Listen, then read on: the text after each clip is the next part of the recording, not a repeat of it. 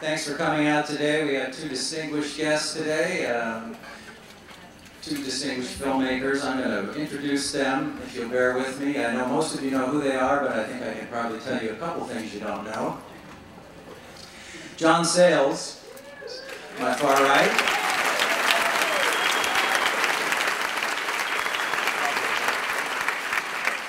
And I hope you're as thrilled about this as I am.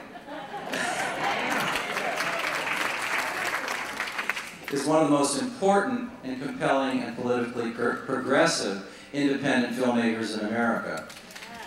To my right is Clint Eastwood. I think you probably recognize him, although there is a resemblance between you guys. I understand John's actually been mistaken for you in Japan. I don't know if he really cashed in on that in any way, but he didn't go into details.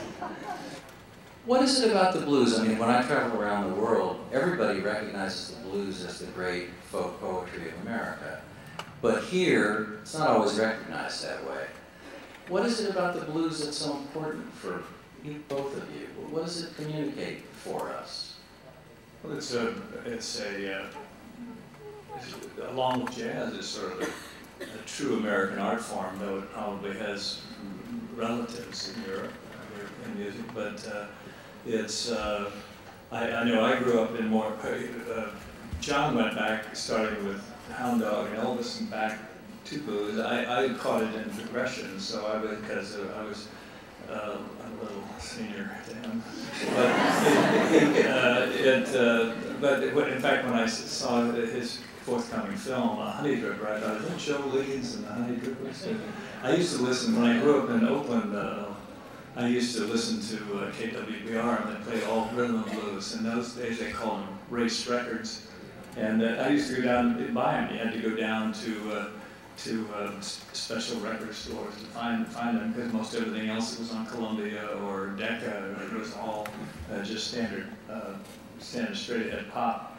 But I love those things. And Joe Houston and Ivy Joe Hunter and all these wonderful players. And I think jazz and blues were probably the first pioneers of integration in this country, because people could start understanding people.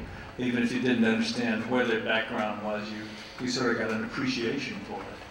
And it's a wonderful thing.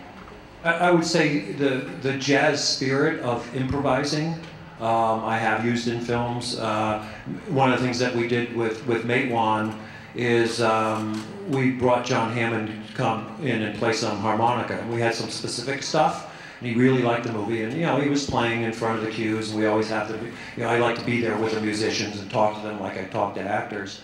And they said, this is such a cool movie, there's so much more you could do. And I just said, okay, get your harmonicas out, put the headset on, and just play along with the movie. And he just played along with the whole movie. Just, he knew the period, he knew the feeling, he'd seen the movie through one time, and just improvised stuff within the context of what, somebody might have played then, or even just what came to his head. And I ended up using a bunch of that stuff. And I've done that with guitar players and whatever, which is really giving them a direction like you give to an actor. That's an emotional direction, because I don't read music, and I couldn't tell them, keys or bars or anything like that. That's what Mason does. But very often I'll just say, okay, that was interesting. Let's just run through that cue one time and just play what you feel. And once again, it's different every time, and we may do that 2 or 3 times. So I think that's, in terms of what I do, is just letting a musician loose on the scene, and then I have the choice to use it in whatever way afterwards. You've worked with complete through composed scores. You've worked, John, with Mason Daring over the years, has written scores. What's your process? I have many different processes, I'm sure. But how do you decide what music goes with what part of the film? That's both things in the same film very often. Is I'll have some stuff that we know we're going to use. In Honey Dripper, there's a great Memphis Slim song called Bertha May that he plays on the Celeste, and I knew I wanted to use that song in this funeral scene, and I named the character Bertha May so that it would be even more about her. And I had that song to play to my DP and my camera operator when we were doing the shots. So they would listen to it, or we would play it if there was no dialogue in the scene, and the actors all could listen to it as they were doing their motions and everything, so they were almost performing to that music. And I've done that a couple of times with something that's more rhythmic, a chase scene or something, where you're not going to mess up your dialogue. I've even, the beginning of Baby Is You, I played this Sam Samudio song, Wooly Bully, really, really loud, and got all the kids hopping, and then their cue to come out into the hallways was the minute the music went off, because there was dialogue, and then whenever there wasn't any dialogue, we crank it up again and to give them the rhythm of it. Other times, literally, you just don't know what's going to work with the scene, and so you start editing, and you play songs against it, and the ones that you thought were going to work perfectly don't, and then you just get this gut feeling. You watch the scene, and something about that particular song just lifts the, it doesn't drag on it, it doesn't overpower it, it's a better scene with that music.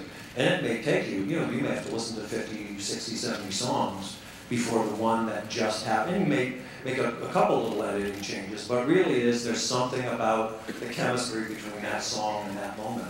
I think we have to wrap this up. Thank you to gentlemen, brilliant directors, brilliant choosers of music for doing this. Thank you. Thank you for coming.